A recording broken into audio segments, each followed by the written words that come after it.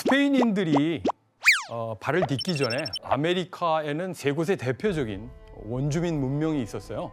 마야, 잉카, 그리고 지금 우리가 온 멕시코 시에 자리하고 있었던 아스테카 문명.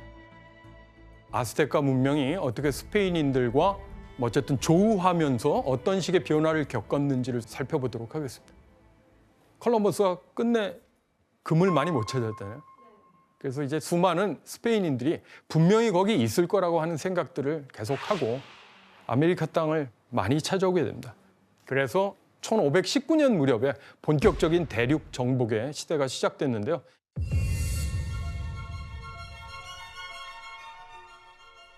그중에서 가장 잘 알려진 인물을 먼저 만나볼까 합니다. 얼굴 한번 보실게요.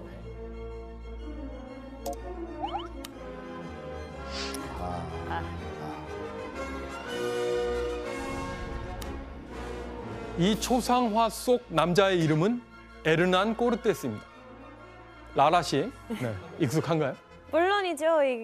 이 사람은 스페인 교과서에 많이 나오는 인물이라서 일단은 모르는 사람이 없어요. 군사 600명으로 아스테카 문명을 점령했고요. 그렇죠. 거기를 이제 정복했던 대표적인 인물이 코르테스라는 인물인데요. 코르테스는 콜럼버스가 정착 식민지로 삼기 시작한 쿠바에 머물고 있었는데요. 그중에 쿠바 총독이 코르테스를 대륙 탐험의 대장으로 임명했어요. 자, 그런데 총독의 대륙 탐사의 목적은 그 정착 식민지를 만드는 게 아니고 황금과 노예를 찾는 것이었거든요. 근데 총독이 보기에 코르테스가 그 이상의 야망을 갖고 있다라고 하는 것을 확인하게 돼서 총독이 코르테스를 그 탐험 대장의 직위에서 해임시켜버려요. 예, 하지만 코르테스는 총독의 명령을 어기고 와, 그래도 돼요? 예, 항명을 한 거죠. 1519년 2월에 스페인인 100여 명, 그다음 원주민 300여 명, 대포 열문을 실은 배 11척을 이끌고 내륙으로 오게 됩니다. 탐사대가 오늘날의 멕시코 중부의 해안가 베라크루스에 도착하자 코르테스는 타고 온 배 11척을 모두 침몰시켜버립니다. 안 돌아간다는 네, 얘기구나. 목표를 달성하기 전까지 결코 돌아가지 않겠다라는 의지를 그런 식의 이제 배를 침몰시킨 거죠. 그럼 이 에르난 코르테스의 베라크루스 도착을 그린 그 그림 한 장을 보고 갈게요. 네, 무엇이 보이나요? 교환하고 있는 거 아니에요? 맨 앞에 뭐 동전을 건네주는 저 사람이 알려지기로는 에르난 꼬르테스라고 하고요. 자, 원주민에게 낙인을 찍는 모습을 보이죠. 일종의 이제 노예 흔적을 남기는 방식이 아닐까 생각합니다. 또는 저 위쪽에 가면 뭔가 원주민의 목을 매달아 처형하는 그리고 장면. 일을 시키고 있네요. 예, 채찍을 든 사람, 그 유럽인 같죠? 코르테스가 그 멕시코에서 한 일을 단적으로 보여주는 벽화라고 볼 수 있는데요. 자, 그래서 결국 이런 걸 통해서 코르테스는 베라크루스 주변에 있는 원주민 부족들을 이제 제압하기 시작하고 아스테카가 있다는 저 중앙 고지대를 바라보기 시작합니다. 자, 그 과정에서 코르테스 원정대에게 큰 힘을 줄 어떤 부족과 만나게 됩니다. 자, 발음이 어려운데요. 뜰락스칼라라고 하는 부족이었고요. 결국 코르테스 원정대를 만난 뜰락스칼라 부족은 뭐 서로 이제 처음에 싸우게 됩니다. 철제 칼을 든 이 원정대에게 사실 이제 그 싸움이 쉽지 않았고요. 결국 부족들을 군사적으로 이제 제압하는 일이 벌어집니다. 이 과정에서 뜰락스칼라라고 하는 부족이 아스테카하고 철천지 원수지간이라고 하는 결정적 정보를 얻게 됩니다. 자, 이때부터 뜰락스칼라 부족은 아스테카를 노리는 코르테스의 굉장히 든든한 동맹 세력이 되었던 것입니다. 그래서 결국 주변에 그 여러 부족들을 조금씩 제압하고 나름대로 동맹군으로 만들고 마침내 아스테카의 중심지인 테노치티틀란에 입성을 하게 됩니다.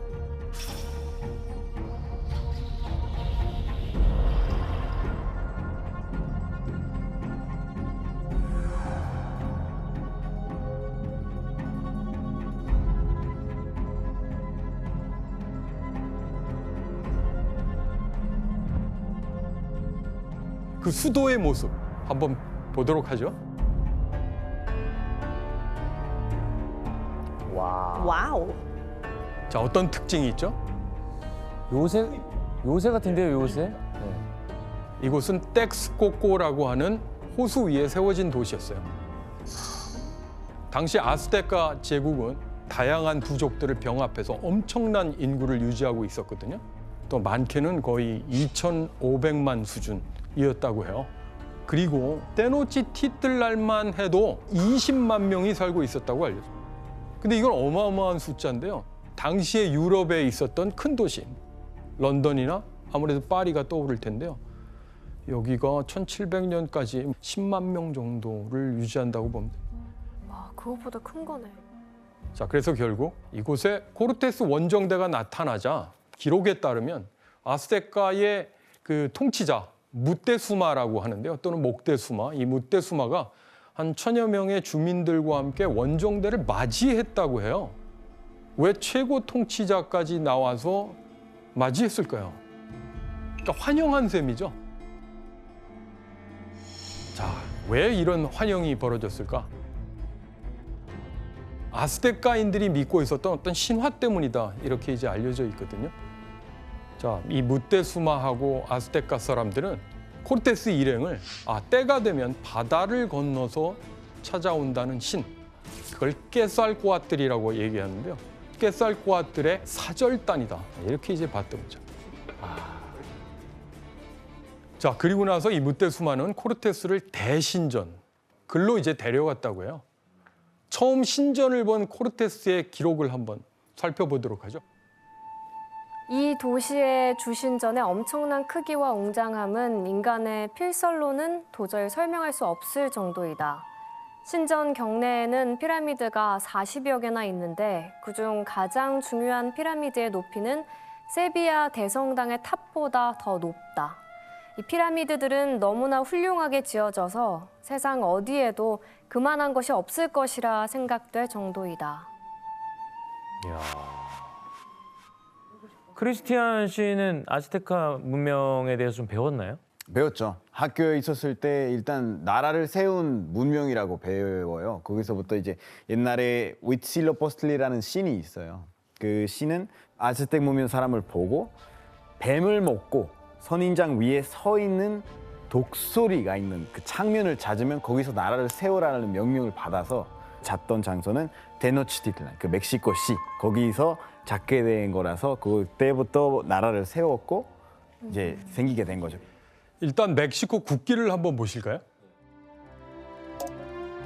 아스테카인들이 얻었던 신탁의 내용이 가운데 새겨져 있는데요. 아, 맞네. 선인장 위에 독수리가 뱀을 물고 있네. 저런 모양이야. 나 몰랐어. 나 이렇게 자세히 본 거 처음이에요. 호수 가운데 섬에 선인장 위에서 독수리가 뱀을 물고 있는 곳, 거기 이제 도읍을 정하라는 거죠. 그래서 바로 이 오늘날의 멕시코시, 당시로 테노치티틀란이 1320년대 이 아스테카의 수도로 정해진 겁니다. 대박이다.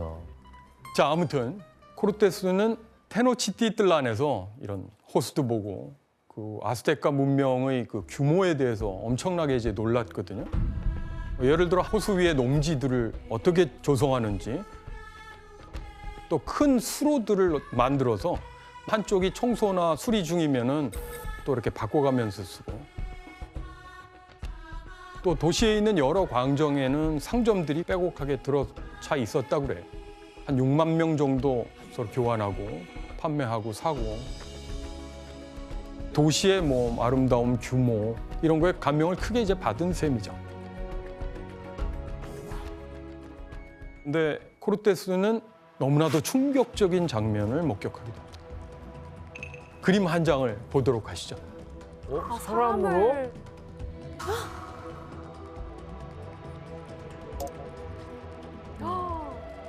이게 아스테카의 무시무시해 보이는 이제 풍습, 인신공예입니다. 계단을 피가 적시고 있고, 당시 신에게 인간을 희생 제물로 바쳤던 거죠. 사제는 날카로운 칼로 사람의 옆구리를 째서 헐떡거리는 심장을 꺼냈고, 하루에 수십 명 또 수백 명씩 제물을 바치는 행사가 적지 않았다고 하고요. 대신전 왕공 축제 때는 무려 한 2만 명 정도가 희생됐다. 기록도 있습니다. 사진 한 장을 더 볼까요? 사진? 자, 이게 어떤 것을 찍은 걸까요? 실제는 아닐 거 아니에요. 조사 결과 이것은 모두 진짜 해골들로 밝혀졌다. 실제 해골이라고요? 모양이 만든 게 아니고요? 이걸 촌빤뜰이라고 불렀습니다. 인신공양으로 죽은 이들의 해골을 장대에 꿰어서 벽처럼 보이게 만든 거죠.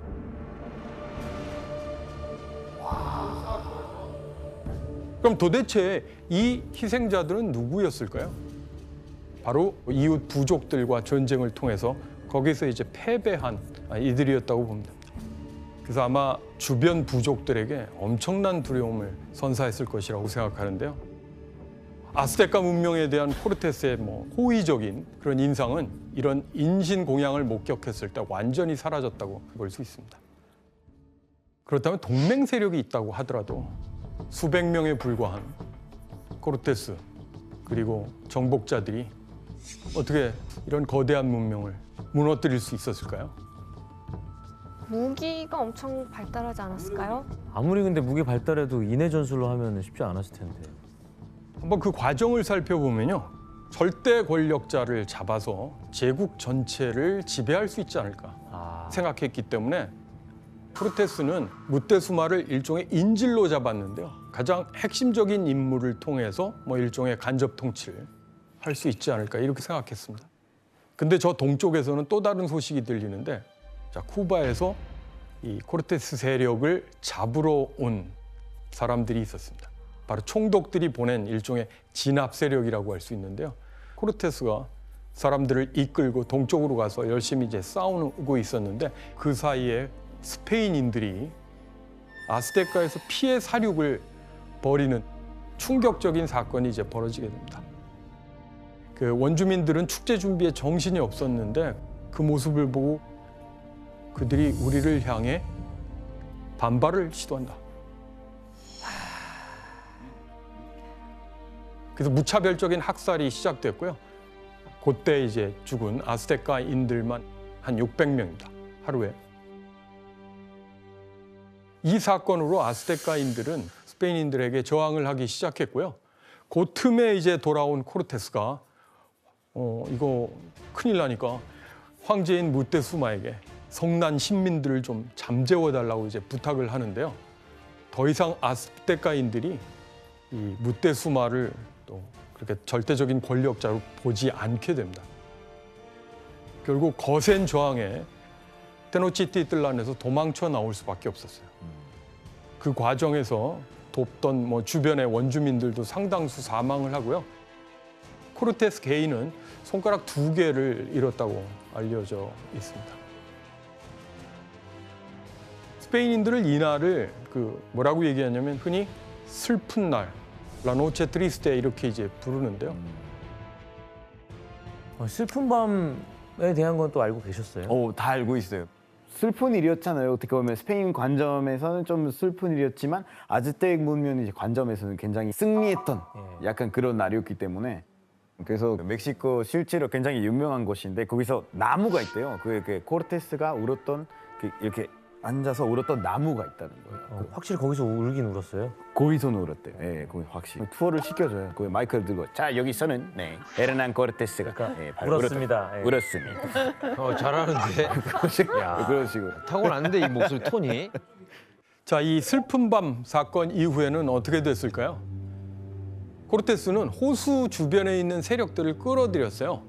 뜰락스칼라를 비롯한 동맹 부족 약 10,000명과 함께 코르테스가 다시 테노치티틀란으로 공격을 개시하게 된 거죠. 당시 상황을 묘사한 그림을 한번 보도록 하겠습니다. 이 포위 기간이 거의 70일 정도 됐다고 하는데요. 이쪽에 보면은 이제 스페인 정복자들이 있는 것 같고요. 여기에 자세히 보면 정복자들과 함께한 아스테카와 원수 관계에 있는 여러 부족들을 살펴볼 수 있죠. 아, 보여요, 부족이. 자, 근데 이 무기 차이가 엄청났는데요. 실제도 화살도 무슨 뭐 나무 화살 이런 거 아니었을까요? 예, 돌 화살이라고 보면 될 것 같습니다. 돌 화살. 예, 돌로 만든 네. 무기였구나. 총이잖아요. 예, 총포라든가 철제 칼 같은 경우 그거를 이제 그 싸움을 해서는 쉽게 당해낼 수 없었던 거죠, 아스테카인들이. 근데 코르테스에게는 또 다른 이제 엄청난 무기가 있었는데요. 모든 원주민들은 이것이 등장하면 혼비백산하면서 도망쳤다고요. 대포보다 더한 거예요? 대포하고는 종류가 좀 다른 거라고 볼 수 있습니다. 살아서 움직인다고 할까요? 스스로 움직인다 할까요? 에? 그림 속에 답이 있는데요. 아, 말을 보고 놀랐나 보네요. 자, 원주민들은 그 말만큼 크고 빠르고 인간의 명령을 뭐 잘 듣는 것 같은 그런 동물을 본 적도 없었고요. 자, 그리고 또 다른 동물이 있습니다. 그치, 강아지. 아니 사람 많은데요, 진짜로. 예, 이 마스티프라고 알려진 초대형 견이라고 볼 수 있습니다. 사냥개 그렇죠. 싸움견이에요, 싸움견. 코르테스와 정복자들은 이 개들이 원주민들을 공격하도록 훈련시켰답니다. 이러한 동물도 일종의 용병으로 활용한 셈입니다. 제대로 준비해. 자, 이러한 여러 가지 무기라든가 그다음에 이제 주변의 동맹 세력들의 또 전투 등등으로 아스테카인들이 뭐 수십만이 사망했다고 알려져 있습니다. 그런데 이 대륙이 몰락하는데 엄청나게 공헌을 했다고 할까요? 한 또 다른 존재가 있습니다.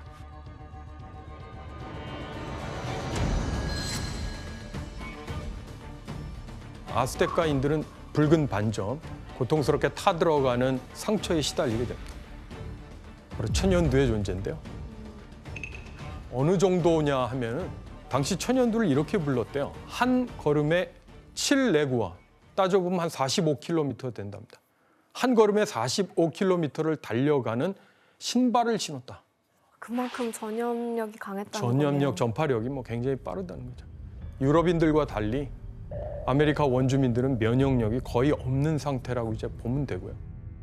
스페인 원정대와 맞서 싸우기 전에 천연두 때문에 엄청난 수가 죽어나갔다라고 봐야지 정확할 것 같고요. 1600년대 초반에는 약 250만 명의 원주민만 살아남았다고요. 계산을 해보면 90%의 원주민들이 천연두로 사라져 버린 거죠.